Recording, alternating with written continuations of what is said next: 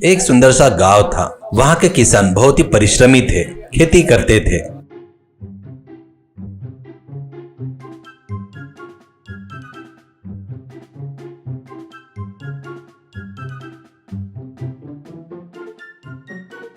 फसल उगाने के बाद उसे बाजार में बेचते थे।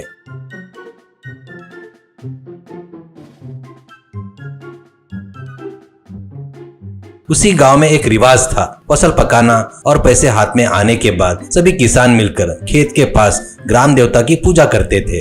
वे खेत में तरह तरह के पकवान बनाते थे।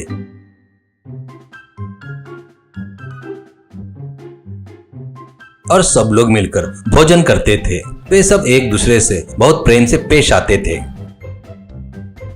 उन किसानों में रिंकू नाम का एक किसान था। वह और उसकी पत्नी कड़ी मेहनत से खेती करते थे। एक दिन रिंकू और उसकी पत्नी कुछ किसानों से मिलने आए। रिंकू ने बताया, मेरे मामा जी की तबीयत ठीक नहीं है, उन्हें अस्पताल में भर्ती कराया गया है। हम उन्हें देखने जा रहे हैं, हमें नहीं पता हम कब लौटेंगे। कहते ही तब एक किसान ने कहा, अरे भाई, इस साल की ग्राम देवता की पूजा तो 2 दिन में होने वाली है। इस दावत में सब आते हैं, तुम नहीं रहोगे तो कैसे होगा। कहते ही रिंकू ने उत्तर दिया, मुझे भी यही लग रहा है, लेकिन आप मेरी हालत देख रहे हो ना, जाना जरूरी है। अगर हम उनके पास रहेंगे तो उन्हें थोड़ा हौसला मिलेगा। यह कहकर वो वहाँ से चले गए। शहर में सिकंदर नाम का एक छोटा मोटा चोर था। वो छोटी मोटी चोरियां करता था।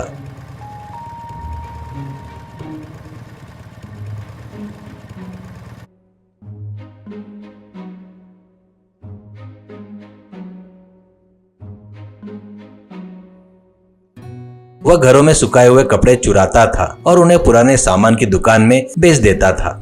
इतना ही नहीं, वह कभी कभी जेब कतरी भी करता था। एक बार उसने फोन पर बात कर रहे एक आदमी की जेब काटने की कोशिश की, लेकिन उस आदमी ने तुरंत पीछे मुड़कर उसे पकड़ लिया। अरे, तुम पुलिस वाले की जेब काटने की कोशिश कर रहे हो? कहते ही सिकंदर ने पूछा, सर आप पुलिस है तो सिविल ड्रेस में क्यों हो? कहते ही पुलिस वाले ने कहा, तुम जैसे बदमाशों को पकड़ने के लिए स्पेशल ड्यूटी लगी है। अब पहले जैसा नहीं, पूरे गांव में सीसीटीवी कैमरा लगाए गए हैं। मैं फोन पर से कंट्रोल रूम से बात कर रहा था, उन्हीं ने बताया कि तुम मेरे पीछे हो, देखो वो रहा कैमरा। कहते ही उसने वहां लगे कैमरे की ओर इशारा किया। सिकंदर ने उधर देखा तो वहां पर एक कैमरा था। पुलिस ने कहा, देखा तुमने, समझ में आया? अब यह पूरा गांव पुलिस निगरानी में रहेगा। चल रहे थाने में। कहते ही सिकंदर ने पुलिस वाले से माफी मांगी। सर मैं आपके हाथ जोड़ता हूँ और माफी मांगता हूँ। यह मेरी पहली चोरी है, अब मैं कभी चोरी नहीं करूँगा, मुझे छोड़ दो सर। ऐसा कह के उसके पैर पकड़ लेता है। पुलिस वाले का दिल पिघल जाता है और वो बोलता है, ठीक है, इस बार छोड़ देता हूँ तुम्हें। इस गाँव में रहने की इजाजत नहीं है। अगर तुम दोबारा दिखे तो सीधे जेल भेज दूंगा, जाओ यहाँ से। कहते ही सिकंदर जान बचाकर वहाँ से भाग गया।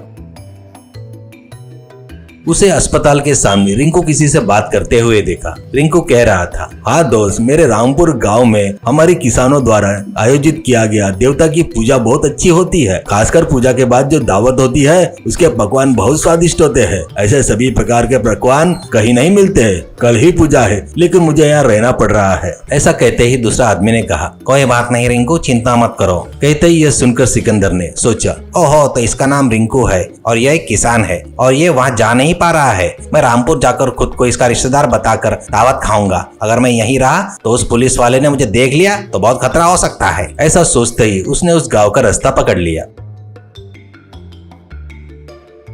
जब सिकंदर गांव पहुंचा तो तब सुबह हो चुकी थी।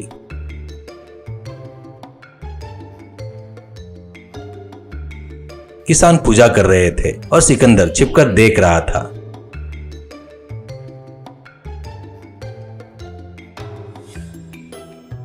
फिर पुरुष और महिलाएं मिलकर खाना बनाने लगे।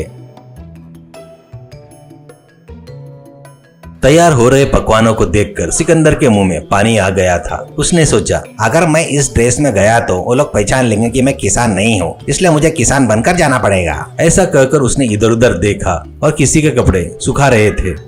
वह वहां गया, किसान के कपड़े पहनकर दावत की जगह पर आ गया। सब लोग बैठकर थे और खाने का इंतजार कर रहे थे। एक आदमी खाना परोसते हुए आ रहा था। जब वह ठीक सिकंदर के पास पहुंचा, मुझे माफ करना जी, मैं पूछ रहा हूँ, लेकिन मैंने आपको पहले कभी नहीं देखा। कहते ही सिकंदर ने जवाब दिया, मैं रिंकू का रिश्तेदार हूँ, मैं अपने गाँव में भी किसान हूँ। कहते ही उस आदमी ने कहा, ओहो, तुम हमारे रिंकू के रिश्तेदार हो क्या? ये तो खुशी की बात है। बेचारा हमारा रिंकू अपने मामा की तबीयत खराब होने के कारण शहर गया है। कोई बात नहीं, उसकी जगह तुम आ गए। कहते ही सिकंदर ने सोचा, शुक्र है, और जी भरकर खाना खाने लगा। तभी वहां पर रिंकू आ गया। एक आदमी ने पूछा, अरे रिंकू कब आए? तुम्हारे मामा जी कैसे है? रिंकू को देखकर उसके होश उड़ गए। उसने अपने पास रखा पानी पिया और उठकर जा रहा था तो बैठे आदमी ने उसे पकड़ लिया और कहा, क्या यार बीच में उठकर जा रहे हो? देखो, रिंकू भी बातों बातों में आ गया और कहा, अरे रिंकू, ये देखो तुम्हारा रिश्तेदार। रिंकू ने सिकंदर को देखा और हैरान हो गया, लेकिन वह तुरंत संभल गया और बोला, हाँ यह मेरा रिश्तेदार है। और भाई तुम ठीक हो ना? कब आए? कहते ही सिकंदर हक्का बक्का होकर बोला, अरे हाँ हाँ ठीक हूँ, अभी आया हूँ। रिंकू ने कहा, हमारे गाँव का खाना बहुत स्वादिष्ट होता है, पेट भरकर खाए बिना उठना मत। कहते ही बाद में सिकंदर ने रिंकू से कहा, रिंकू जी मुझे माफ कर दो, मैं एक चोर हूँ, भूख लगी थी इसलिए मैंने तुम्हारा नाम बताकर खाने की कोशिश की। कहते ही रिंकू ने कहा, तुम्हें देखते ही मुझे ये बात समझ में आ गई, लेकिन जो खाने के लिए बैठ गए हो उसे उठाना धर्म नहीं है। मुझे नहीं पता कि तुम किन परिस्थितियों में चोर बन गए हो, लेकिन चोरी करना महापाप है। मेहनत किए बिना कमाए हुए एक अन्न के दाने को भी खाने का हमें कोई हक नहीं। अगर तुम बदलना चाहते हो तो मैं तुम्हें अपने गाँव में कहीं पर काम दिलवा सकता हूँ। तुम्हें रहने के लिए मेरे घर में एक कमरा भी दूंगा। कहते ही सिकंदर ने कहा, भैया मैं भगवान के बारे में सिर्फ सुना था, देखा नहीं था। आप मनुष्य के रूप में भगवान है, मैं एक अनाथ हूँ, मुझे अच्छा बुरा बताने वाला कोई नहीं था, इसलिए मैं ऐसा बन गया। अगर मैं अभी भी नहीं बदला तो मुझसे ज्यादा बदनसीब कोई नहीं रहेगा। अब मैं चोरी नहीं करूंगा। कहते ही मंदिर में ग्राम देवता की मूर्ति उसे आशीर्वाद दे रही थी।